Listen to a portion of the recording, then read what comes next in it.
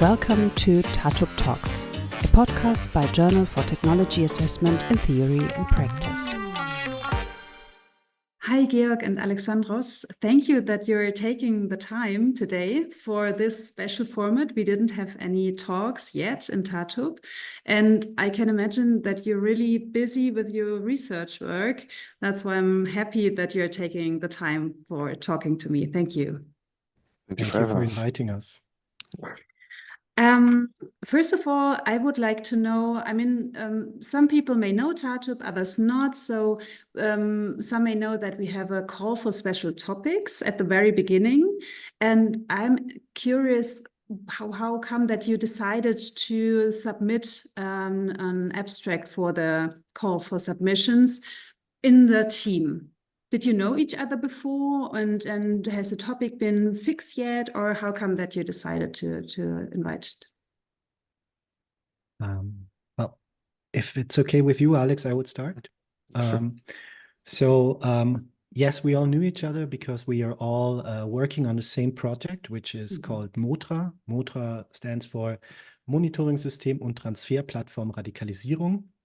It's a joint project of various German academic institutions and federal police, where we try to build up a sort of monitoring system of all things concerning radicalization in Germany.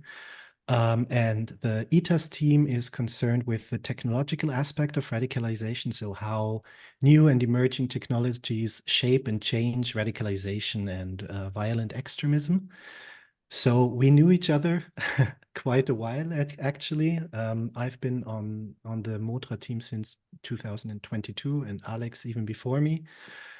And we saw the call for special topic for special topics, and we decided, since we have been toying with the concept of malevolent creativity for quite a while internally, and in kind of trying to explain what we are doing and how technology and radicalization go together, we decided that this might be a very interesting topic to invite other researchers to submit their thoughts on the matter. Yes, that's right. And the other part is also maybe regarding the civic security aspect of the special topics. Also something, we have like a broader range of topics we covered in MOTRA. And for instance, my part is like writing a dissertation there and about the resilience of critical infrastructures and the civil security aspects and even alternative strategies against malevolent creativity, and how those two parts kind of influence each other, also play a role. So we came from a diverse background in sociology, political science, and psychology. So all of us had different points of views on these topics. So it was already a good starting point, maybe, to look at it from different spotlights as well. And was it your first time that you did an editing, or have you been editing other issues before? For me, it was the first time, actually. Kind of exciting to have this, do this for the first time, and kind of experience like sitting in the role of like also editing like more the content aspect of this topic, and co-creating it in a sense. So yeah, it's the first time for me. Well, I did some like assistant work in editing a volume in the Federal Ministry of Defense in Austria when I was younger, but that was totally different process and totally different way of approaching academia and academic writing. So I would still say it was the first time for me as well. Okay, I see. Yeah. And now you said you all knew each other before. And did the TATuP publication change something somehow in your team? Like probably the communication has been different, or did you get to know some aspects of your colleagues you haven't known before? Also personally, probably. I think it further manifested something that I already knew about Alex, for example, in that he's a very meticulous reader of texts, and he will find almost anything. So that was something that I already knew from personal experience, but seeing him do it on this very broad range of academic writing that we had in the special topic was quite interesting.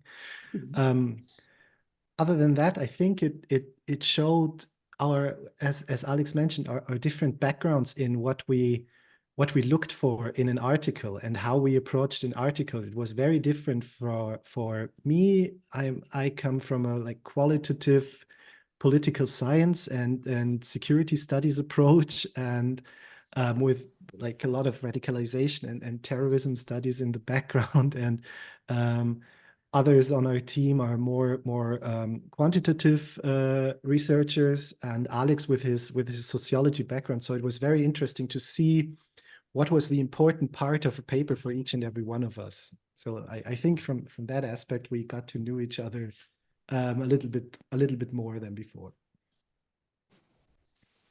True. It was yeah, it was also not like that. Like our previous experience of working together was more focused on certain challenges and certain ways to approach a topic, for example. But there was this really broad topics, and it was a nice synthetic approach actually to have all of us working together and balancing each other out in our approaches, like me being more thorough maybe at certain points, but them saying, okay, more pragmatic, okay, it's enough at this point. We need to move on. The process needs to continue, and we have to look for other things as well. So, yeah. And what about the authors? Have there been any surprises that you got submission from the authors? I quickly explain to those who don't know the process in TATuP. So after the call for special topics, you write a call for abstracts, and then we publish the call for abstracts, and then authors have the possibility to submit their abstracts. And I'm wondering if there was any surprises for you from people, probably from countries that you haven't expected? Or was it all from the community?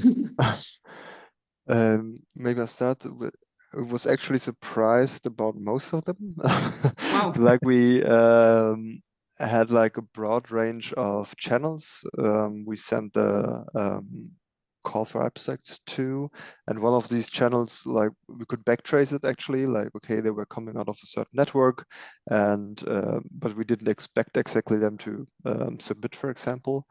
But there was, let's say, one of the more predictable ones. But other than that, it was really broad range of authors from broad range of topics, and internationally also really diversified in a sense.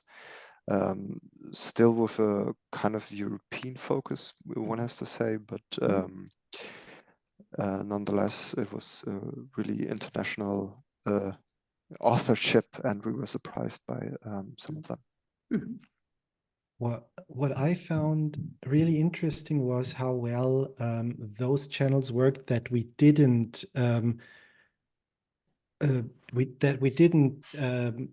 access ourselves. So the whole TA community channels that were used by TATuP, that I don't have a background in technology assessment, so I don't know these people, but that was really interesting to see what came back through those channels, and also those that we knew would be a good fit for the special topic, and those that we asked specifically, that the flow back there was also quite good. So we had a few personal inquiries, and they basically were all very interested. Some couldn't make it, but at least we got a lot of answers that were like, oh, this is a very interesting topic. So it was really cool to see that a lot of people from different paths of technology related research are into this actually.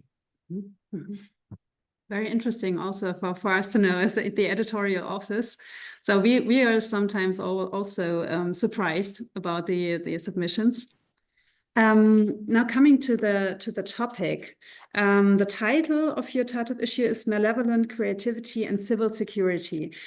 I know, of course, that if people are interested, they have to read the whole issue, but probably you can sum up a little bit what are the most important factors, most important points for you on that topic, probably the risks that emerge from technologies and how we can cope with them as scientists, as civil people. Probably can say something to that. Well, when we tried to find a suitable topic for the special topic, it was immediately quite clear that we, of course, wanted to do something that has a connection to radicalization and extremism, since we all are working on the topic. But the thing that struck us was in the 2 years that we have been working in a technology assessment context, we rarely came into contact with research that looked at malevolent use of a technology in a technology assessment sort of way. So how could a technology be willingly and actively malevolently used by an actor, state or otherwise, and what can be done to prevent this malevolent use, and how can a technology be malevolently used? And that was where the concept of malevolent creativity came into play. And we decided to put out this call to actually kind of fill this gap that we perceived, at least partially, because it's always partially, of course, in academia. And we wanted to also move beyond extremism and terrorism and radicalization, because that would have been a call that would have attracted a certain group of people, and only this group of people, which is terrorism researchers who do great work. But we wanted to be a bit more open-minded in that regard, and so we decided to use the term civil security in order to open it up to other forms of malevolent creativity, like criminal or state-sponsored, for example. Yeah, what I found really interesting was that like the usual conceptions of dual use, for example, saying, okay, this is for military technology used for military purposes, and the other one is for more civil purposes, kind of got like the boundary got kind of eroded in a sense in this topic, as we have seen that the use cases can be malevolent and benevolent at the same time, depending on the context and so on. So there are different factors flowing into the assessment of saying, okay, is it malevolent? How can we protect each other from these attacks? And is it even desirable to protect ourselves from it? Because it actually might, restricting one use case also restricts benevolent and more even democratic kinds of usage. So this is a kind of like showing the gray areas there, and also playing around, like we have different authors putting different focus, like approaching it more from a judicial perspective or more kind of experimental, testing it out kind of way, or a more like conservative, I would say, but a governance approach in the sense, and more high level topics, for example, or more high level abstract concepts. So these things all kind of mix nicely. And yeah, I found this really interesting, like these gray areas and eroding this boundary between the different use cases. So now, imagining you have been working on a special topic, let's say about a year, all including reading abstracts, reading articles, writing your own introduction, and so on. And then there's the one day where you hold the TATuP issue in your hands. I hope that you didn't read it only online, that you had. So who was the first person you showed it, the new TATuP issue? My wife.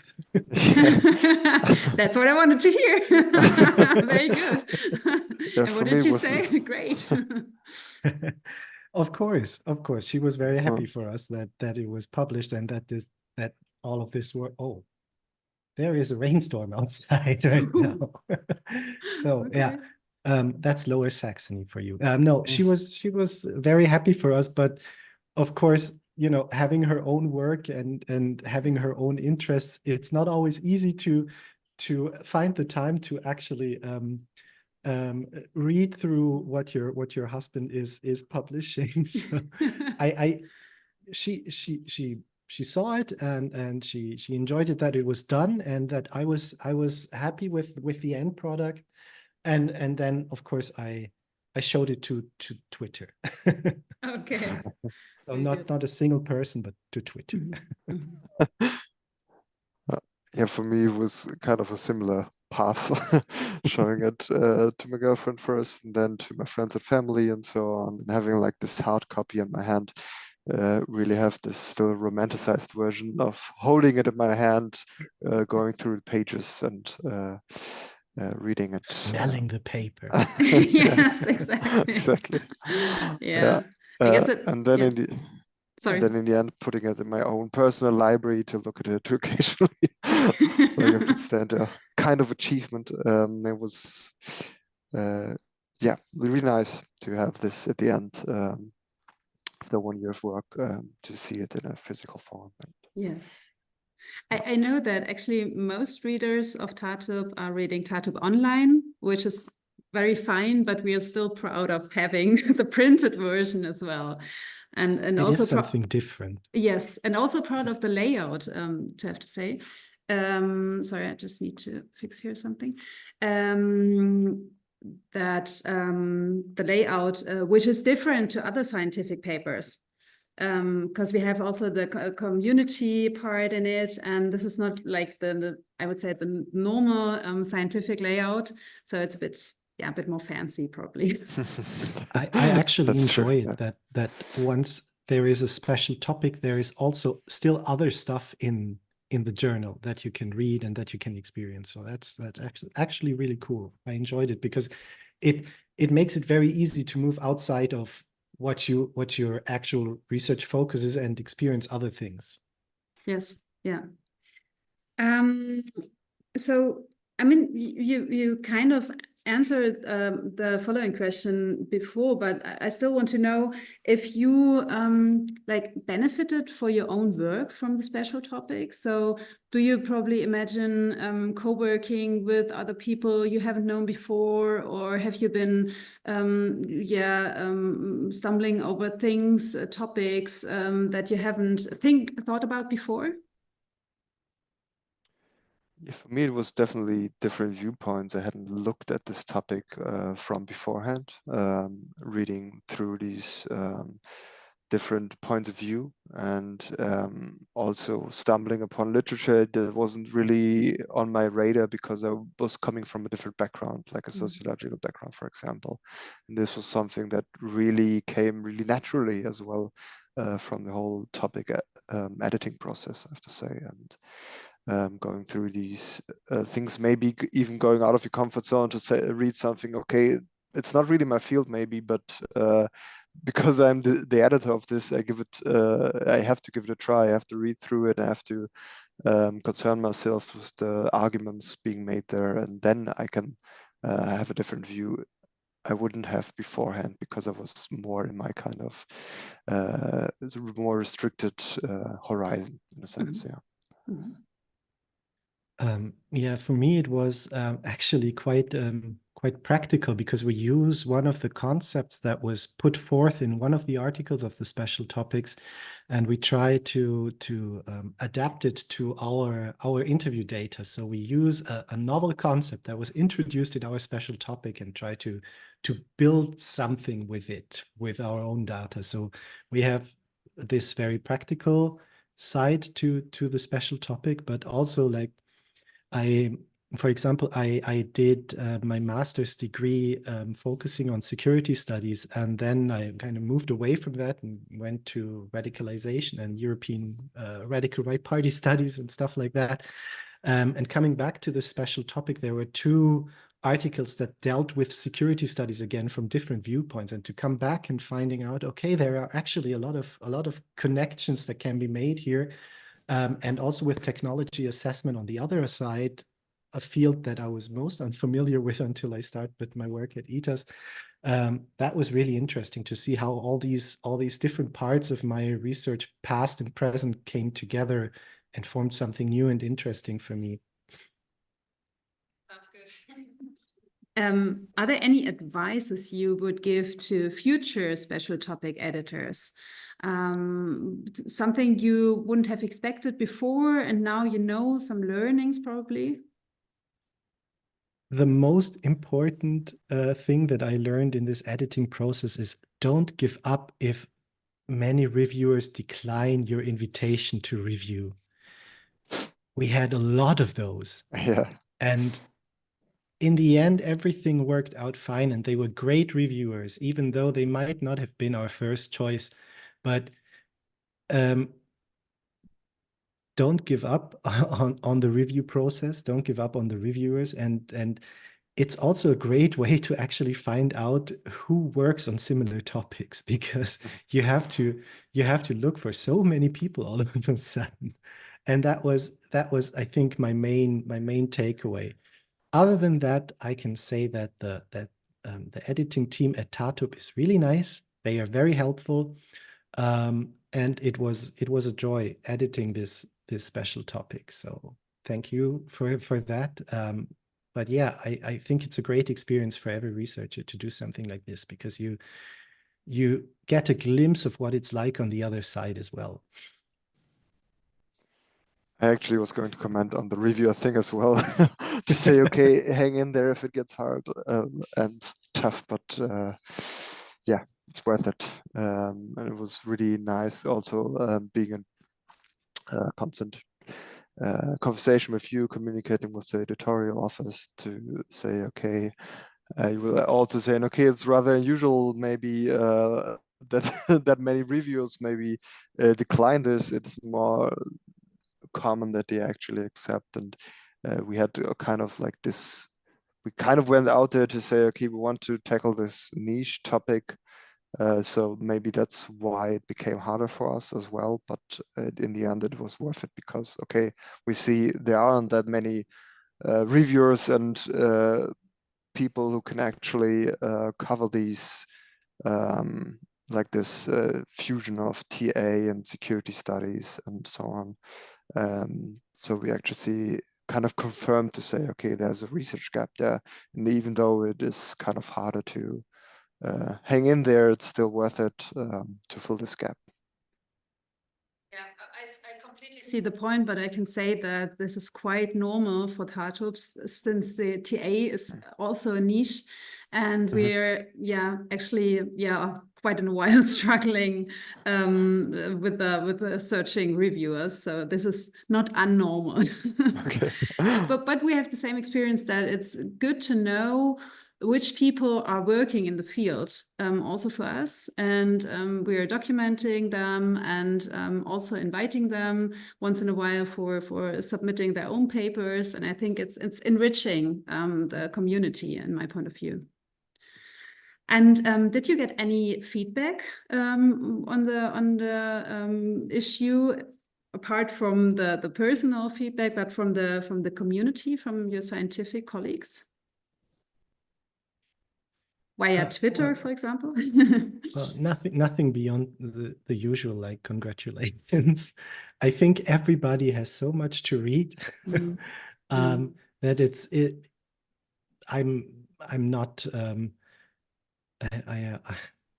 I don't think that that the people in our community didn't care. It's just that everybody has a lot to read and maybe not the time to comment on everything, especially since everything moves on so very quickly. But what I saw under the post, for example, from ITAS itself and TATuP itself, there were a few like positive feedbacks and positive comments. So I'm happy with that, because I don't know many people who would read it actually. But those that did it and commented under other profiles and under other posts actually seem to like it. So I'm happy about that. Yeah, I didn't receive no direct feedback as well, but like Georg said about the comments and so on, I really was surprised by the positive feedback in the social media, by different social media platforms, and receiving it in the different disciplines in a sense. Okay, from the people after the security studies, positive receiving TATuP special topic, like something from coming from a TA. TA side, and the other way around as well, like TA people positively commenting on like this topic of security and malevolent creativity. So that was nice to see, but no more detailed feedback. So very good. I think in our statistics we see that there are readers, even if you don't have the contact to them directly. So it's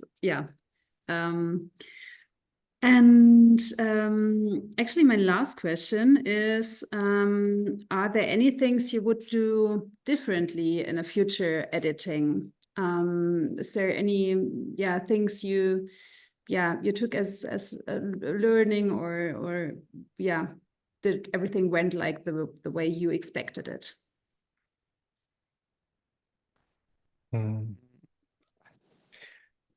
I think what I would do differently is kind of make the call for contributions a little bit more tailored, a little bit more precise. So are there any things that you expected in another way, and now having the experience you say, oh, probably you changed this or that?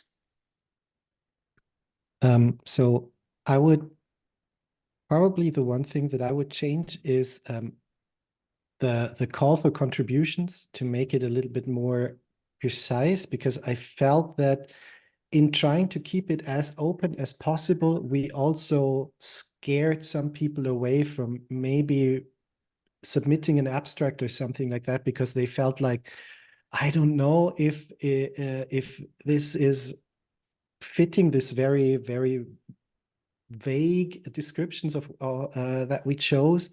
And I think we could have had more contributions, or more contributions that could have been part of the special topic. And I think other than that, I think the process itself was very, very smooth. That the whole communication with the authors that went through your team was great. And when we had to communicate to you what we wanted the authors to know, it was always very, very well done, very smoothly. So that went really well, I think. But yeah, I think looking back, we could have done something more with the call for contributions. But other than that, I was very happy with how it went and how it turned out. I think I cannot add that much to it, because like I went in there with not a lot of like pre-configured expectations, because it was my first time editing this, and actually like I had the impression like we did the best we can. I can agree with maybe tailoring it more, like the call for abstracts. But other than that, I think it was a really nice experience, really smooth, like Georg said, and really enjoyed working together on this with the editorial team and our special editor team. So yeah, really nice experience. Can't get back that completely. It's a pleasure to work with people who are motivated, who are just into it, and activating the community for the whole process. The last question is, have there been any highlights? So some points where you said, "Well, yeah, great, I'm doing this," and you remember probably.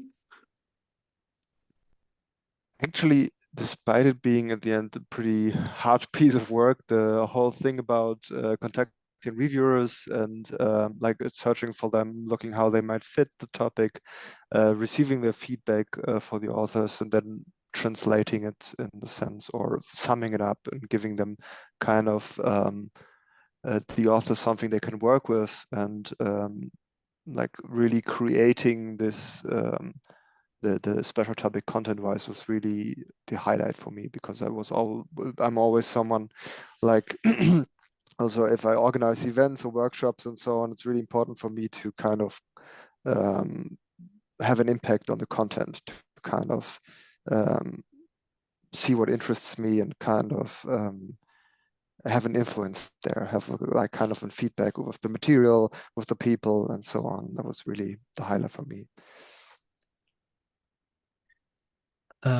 For me, it was one was the article by Yannick Villeux-Lepage and Dan Rassler, which I still think is excellent. I really enjoyed reading it, and I enjoy working with it to this day.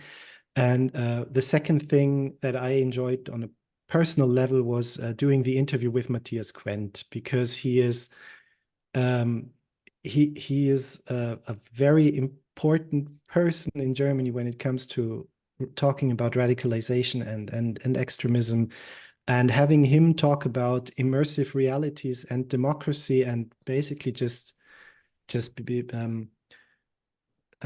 getting his impressions on this whole topic. It was a pleasure, because he is great to talk to, and it was very, very easygoing, and I had a lot of fun with it. Yeah. So is there anything we haven't been talking about which you want to add about a special topic, or thinking about future people who are interested in taking over special topics, community? Anything you want to add? I think maybe, I mean, we mentioned it, of course, but to the people who want to submit a special topic to TATuP, it is always a good idea to do that. Please do. The editorial team is really great. We had the best of times with them. Just keep on it and keep focused, because there is a lot of work to do, and it is a very tight schedule, but it is manageable. And yeah, just keep doing this, because it is really cool, and it brings something into TA every time, I think, that wasn't there before, and that's really cool. For me, it's maybe also like more of an call to actually keep on going and keep the whole TATuP special topics alive with all the broad range, actually, broadening the horizon of very many people, actually, even unexpected ones, like even have like a personal experience with it, or more personal story, because I actually stumbled upon it when I was studying sociology in Frankfurt, and there was one of the professors who actually had they had a lot of journals laying out there in front of the office, and actually that was the first TATuP I've had ever seen. And for me, I was early on interested in technology, sociology of technology, and it was kind of getting more steady and more focused as thing for me, and my interests in this area. And when I saw this TATuP, I was like really happy to see there was like kind of a echo chamber to have this in Germany, this kind of getting published, and brings together different kind of disciplines to write on different topics concerning the impacts of technology on society and vice versa. So that was really something that had a place in my mind and my heart, so to say. So I will really remember that, and was glad to have this continuity of seeing it somewhere, picking it up, bringing with me home, reading it, and then one day actually sitting there and editing one of those topics. So that was really nice. Thank you again for this opportunity. I hope you write this down in the acknowledgement section of your dissertation. Yeah, will too. Yeah, well, thank you very much also for the feedback. As I said, I can only give that back to you. It was a pleasure working with you. And I need to say that I'm not the only one working in TATuP. So there's Ulrich Ufer, he's the head of TATuP, and my colleague Ralf Schneider and Reinhard Heil, they are also in TATuP. And we have the scientific staff, the helpers, who also do a lot of work. So it's not only me, it's a whole team doing the whole thing. And as Georg and me said before, it's also a pleasure to hear and see you one time, since we've been writing all the time. And usually we see each other at the very beginning, and probably we have phone calls in the middle, but then it's like a good finishing, I think, for the whole process. So thank you very much for taking the time. And thank you for having us. Yes, thank you. And I would just say have a nice day.